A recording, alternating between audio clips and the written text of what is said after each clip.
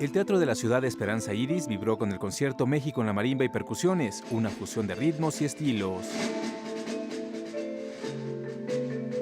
Este concepto como tal es la primera vez que lo presentamos y tenemos planes de llevarlo a distintas ciudades, Sinaloa, Estado de México, Jalapa. El repertorio fue muy variado y del programa destacó Percutata de Gerardo Tamés, Rarámuri de Eduardo Soto Millán y La Conga del Fuego Nuevo de Arturo Márquez. A estas piezas se sumaron Tilingo Lingo de Lino Carrillo y México Lindo y Querido de Chucho Monje.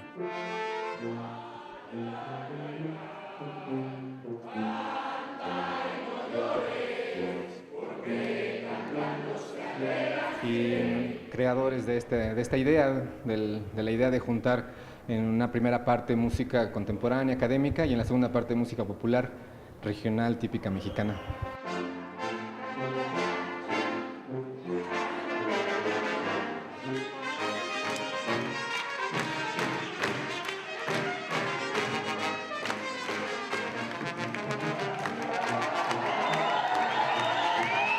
Esta noche, esta tarde, vamos a manejar un concepto como tratando de dar a entender que un músico puede tener la capacidad de tocar música contemporánea, actual, de músicos mexicanos, hasta música popular en la extensión de la palabra popular.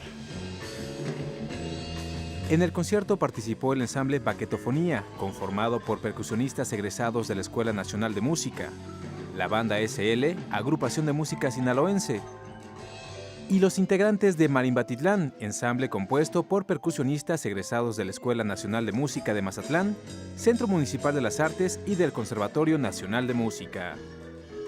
Noticias 22, Julio López.